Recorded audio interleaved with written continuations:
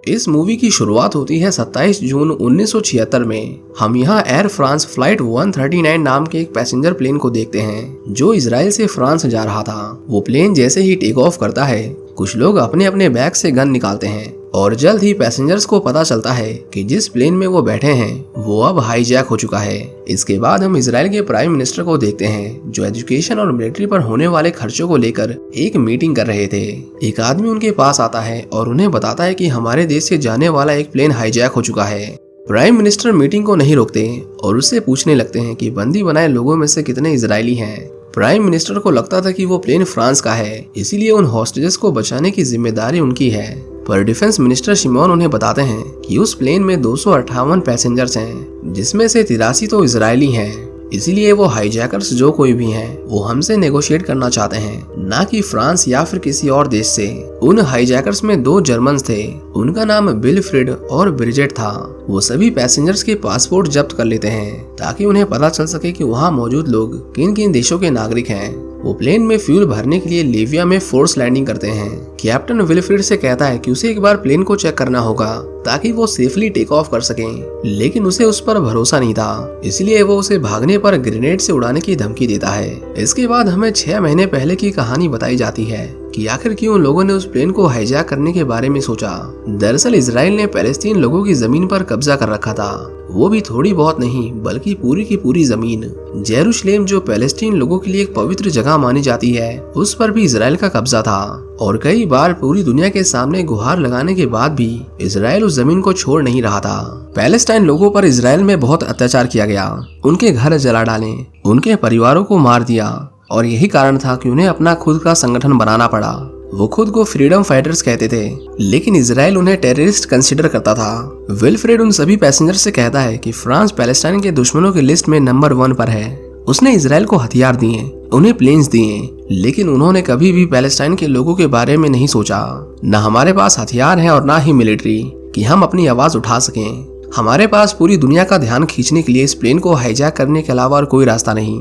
वो किसी को नहीं मारेंगे, लेकिन उन्हें उनके साथ कोऑपरेट करना होगा। एक पैसेंजर विल्फ्रेड से कहती है कि वो प्रेग्नेंट है और उसका शायद मिसकैरेज हो गया है। क्योंकि वो इजरायली नहीं थी, इसलिए विल्फ्रेड उसकी बातों पर भरोसा करके उसके लिए एम्बुलेंस अरेंज करता है और वो उसे छोड़ देते हैं। आगे जाकर हमें पता चलता है कि उस औरत ने उन्हें झूठ बोला था, वो प्रेग्नेंट नहीं थी। उसने उस प्लेन में जो कुछ भी देखा वो उसके बारे में इजराइल सरकार को बता देती है। हम देखते हैं कि विल्फ्रेड उस प्लेन को इजराइल से 40,000 किलोमीटर दूर युगांडा में ले जाता है। जब उन सभी पैसेंजर्स को प्लेन से उतारा जाता है तो उन्हें लगा कि युगांडन आर्मी उन्हें रेस्क्यू करने आई है, लेकिन कुछ ही देर में पता चलता है कि युगांडा का तानाशाह आमीन उन टेररिस्ट की मदद कर रहा था। वहाँ पर कुछ पैलेस्टाइन पहले से उनका इंतजार कर रहे थे। वो विल्फ्रेड और ब्रिजेट से कहते हैं कि आगे का वो संभाल लेंगे, वो बस उन लोगों पर नजर रखें। रात के समय जब सभी वहाँ पर सो रहे थे तो हम देखते हैं कि एक औरत वहाँ पर घबराने लगती है।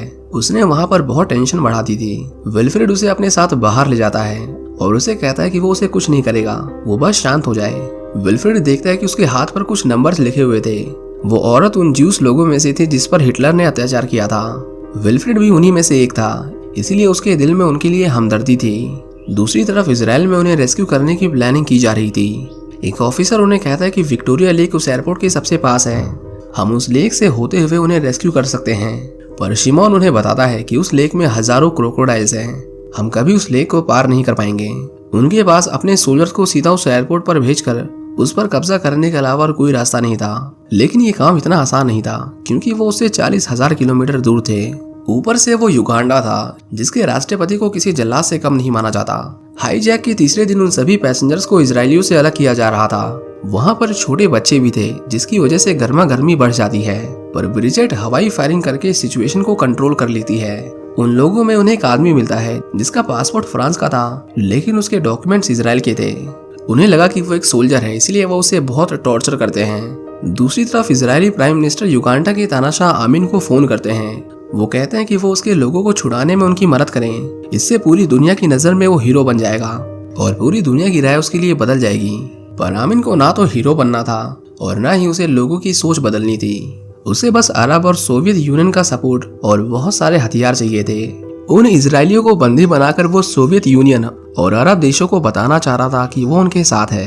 उन हाईजैकर्स की मांग थी कि दुनिया भर में कैद सभी पालस्तीनियों को आजाद किया जाए और उन्हें $5 मिलियन कैश दिए जाएं।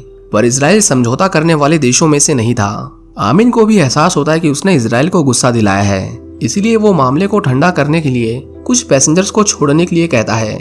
हम देखते हैं कि 48 नॉन इजरायली पैसेंजर्स को आजाद कर दिया जाता है। आमिन उन्हें कहता है कि तुम लोगों की गवर्नमेंट ने अभी तक कोई फैसला नहीं लिया और ये लोग बहुत खतरनाक हैं। वो अपनी पूरी कोशिश कर रहा है उन्हें बचाने की, पर अब सब कुछ उनकी सरकार के ऊपर है। दुनिया भर की सरकारों ने फलस्तीनी कैदियों को छोड़ने से मना कर दिया था, क्योंकि उनका मानना था कि इससे आतंकवाद को बढ़ावा मिलेगा। इसीलिए इजराइल अपने रेस्क्यू प्लान के साथ आगे बढ़ने की सोचता है। उन्हें पता चलता है कि युगांडा के सभी सरकारी लोग ब्लैक कलर की मर्सिडीज इस्तेमाल करते हैं। वो अपने 4 प्लेन युगांडा के एयरपोर्ट पर लैंड करेंगे। उनमें से एक के अंदर वो ब्लैक मर्सिडीज होगी जिसके अंदर हमारे सोल्जर्स होंगे। युगांडन मिलिट्री को लगेगा कि उसके अंदर शायद आमीन है और उन्हें हम पर शक नहीं होगा। विल्फ्रेड और कैप्टन एक दूसरे से बात कर रहे थे। कैप्टन को पता चलता है कि विल्फ्रेड इतना बुरा नहीं था जितना कि वो उसे समझते थे। उसका शुरुआत से ही किसी को भी नुकसान पहुंचाने का कोई इरादा नहीं था। दूसरी तरफ इजराइल में उन हॉस्टेज के घर वाले सड़कों पर उतरकर सरकार पर उन हाईजैकर्स की मांगों को पूरा करने के लिए दबाव डाल रहे थे। प्राइम मिनिस्टर शिमोन से कहते हैं कि अब हम और इंतजार नहीं कर सकते, हमें इनकी शर्तें माननी ही पड़ेंगी। विल्फ्रेड काफी खुश था कि आखिरकार उन्होंने इजराइल को नीचे झुका ही दिया, पर कुछ लोगों को लगता था कि ये सब उनकी चाल भी हो सकती है, क्योंकि इजराइल कभी समझौता नहीं करता। एक हाईजैकर जब देखता है कि विल्फ्रेड ने अपनी गन नीचे रख रखी थी तो वो उसे बहुत डांटता है और उसे कहता है कि उनका मिशन अभी पूरा नहीं हुआ, हमें सतर्क रहना होगा। 5वें दिन हम देखते हैं कि वो हाईजैकर्स कुछ और नॉन इजरायली लोगों को आजाद कर देते हैं। प्लेन का क्रू भी नॉन इजरायली था, पर वो हाईजैकर्स को वापस जाने से मना कर देते हैं। उनका मानना था कि ये उनका फर्ज है कि वो अपने पैसेंजर्स के साथ रहें। दूसरी तरफ हम यूनाथन नाम के एक सोल्जर को देखते हैं। वो उस टीम को लीड कर रहा था जो एयरपोर्ट पर अटैक करने वाली थी। उन्हें एयरपोर्ट के अंदर जाने के लिए ब्लैक कलर की मर्सिडीज चाहिए थी, पर उन्हें कहीं भी उस कार का ब्लैक कलर वाला वेरिएंट नहीं मिलता, इसलिए वो उसी कार को ब्लैक पेंट कर देते हैं। ब्रिजेट बहुत डरी हुई थी, वो रोने लगती है क्योंकि अब उनके साथ कुछ भी हो सकता था। युगांडा के उस एयरपोर्ट को जिस कंपनी ने बनाया था, इजरायली उनसे उनका पूरा डिजाइन मंगवाते हैं और उसके बाद वो सभी अंदर घुसने और उन सभी को ढेर करने के लिए प्रैक्टिस शुरू कर देते हैं। उन्हें ये पूरा मिशन बिना किसी शोर शराबे के पूरा करना था, क्योंकि अगर उन हाईजैकर्स को उसके बारे में जरा सी भी भनक लगती तो वो उन हॉस्टेजेस को पलक झपकते ही मार देते। उनकी दूसरी सबसे बड़ी प्रॉब्लम ये थी कि उनके प्लेन सिर्फ एक बार के फ्यूल के साथ वहां तक नहीं पहुंच सकते थे, इसलिए उन्हें युगांडा के पास किसी देश में रुककर उन प्लेन्स में फ्यूल भरना था। लेकिन अगर इसके बारे में आमिन को पता चलता कि इजराइल के प्लेन्स उसके पास के किसी देश में फ्यूल भरवा रहे हैं तो वो चौकन्ना हो जाता और किसी भी हालत में उन्हें अपने देश में घुसने नहीं देता। इजराइल केन्या देश की मदद मांगता है जो युगांडा के सबसे करीब था और ये सब कुछ टॉप सीक्रेट था। हम देखते हैं कि उनके 4 प्लेन्स युगांडा की ओर निकल जाते हैं। उनमें से 3 प्लेन्स रात के समय बिना किसी इंडिकेटर लाइट्स के बिल्कुल अंधेरे में उस एयरपोर्ट पर लैंड करते हैं। वहां पर खड़े गार्ड्स को लगा कि वो शायद आमिन का एयरक्राफ्ट है, इसीलिए वो उन्हें अंदर आने देते हैं। लेकिन जब वो ब्लैक मर्सिडीज उस प्लेन से नीचे उतरकर टर्मिनल की ओर जाने लगती है तो वो गार्ड्स उन्हें रोक लेते हैं। उनके बीच में फायरिंग शुरू हो जाती है, क्योंकि इजराइल को नहीं पता था कि आमिन ने अब ब्लैक कलर की मर्सिडीज को इस्तेमाल करना बंद कर दिया था। उसने अब एक व्हाइट मर्सिडीज खरीद ली थी। ये सब इतना जल्दी हुआ कि इजराइल के सोल्जर्स को अपनी बंदूकों पर साइलेंसर लगाने का मौका नहीं मिला, जिसकी वजह से उनकी गोलियों की आवाज उन हाईजैकर्स ने सुन ली थी। वो जब बाहर देखते हैं तो उन्हें वहां पर इजरायली सोल्जर्स दिखाई देते हैं। युगांडा के सोल्जर्स भी उन्हें रोकने की पूरी कोशिश कर रहे थे। विल्फ्रेड ब्रिजेट से कहता है कि वो वहां से चली जाए। इजराइल ने उनकी नहीं सुनी, इसलिए वो उन सभी हॉस्टेजेस को मार देगा। दूसरी तरफ हम देखते हैं कि उन गार्ड से लड़ते वक्त यूनाथन को गोली लग जाती है और वो मर जाता है। विल्फ्रेड जैसे ही उन सभी हॉस्टेजेस को गोली मारने वाला था, हम देखते हैं कि वो ऐन मौके पर अपना मन बदल लेता है। वो सभी को अपने पेट के बल नीचे लेटने को कहता है। ब्रिजेट उसकी आंखों में देख रही थी और उसके अंदर भी उन लोगों को मारने की हिम्मत नहीं होती। हम देखते हैं कि इजरायली सोल्जर्स अंदर घुसकर सभी हाईजैकर्स को मार देते हैं, जिसमें विल्फ्रेड और ब्रिजेट भी शामिल थे। वो सभी पैसेंजर्स को तुरंत उन प्लेन्स में बिठाकर युगांडा से भाग जाते हैं और ज्यादातर लोगों की जान बच जाती है। ज्यादातर इसलिए क्योंकि जब विल्फ्रेड ने सभी को झुकने के लिए कहा था तो गलती से उनमें से कुछ लोग खड़े हो गए। ये सब इतनी जल्दी हुआ था कि इजरायली सोल्जर्स को लगा कि वो भी हाईजैकर्स हैं, इसीलिए उन्होंने उन लोगों को शूट कर दिया। उन मरने वाले लोगों में एक 19 साल का लड़का भी शामिल था। इजराइल का ये मिशन हिस्ट्री के सबसे सक्सेसफुल रेस्क्यू मिशंस में से एक माना जाता है। इस ऑपरेशन में 7 हाईजैकर्स, 45 युगांडन सोल्जर्स और 4 हॉस्टेजेस की मौत हुई थी। शिमोन प्राइम मिनिस्टर को बधाई देता है, लेकिन उन्हें पता था कि ये लड़ाई तब तक खत्म नहीं होगी जब तक वो फलस्तीन लोगों के साथ शांति समझौता नहीं करते।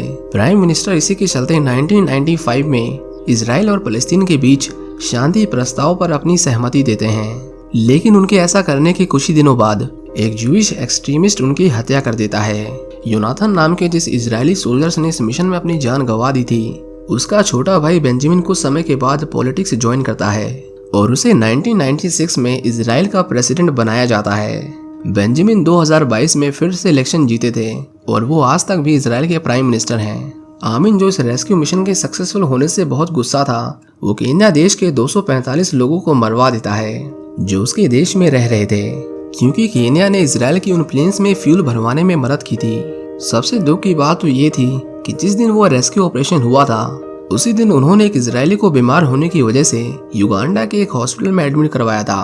उस इजरायली को रेस्क्यू नहीं किया जा सका और वो युगांडा देश में ही फंस गई। आमिन को जब उसके बारे में पता चला तो उसने बदला लेने के लिए उस औरत को हॉस्पिटल से घसीटकर बाहर निकाला और उसे सभी के सामने गोली मार दी। आज तक भी पैलेस्टाइन और इजराइल के बीच में कोई शांति समझौता नहीं हो पाया है और दोनों आपस में एक दूसरे के साथ जमीन के लिए लड़ाई करते रहते हैं। हाल फिलहाल में उन दोनों के बीच में फिर से वॉर हुई थी, जिसमें ढेर सारे लोग मारे गए और उनमें बच्चे भी शामिल थे। इसी के साथ ये कहानी यहीं पर खत्म हो जाती है। उम्मीद करता हूँ कि आपको ये मूवी पसंद आई होगी। Thank you for watching.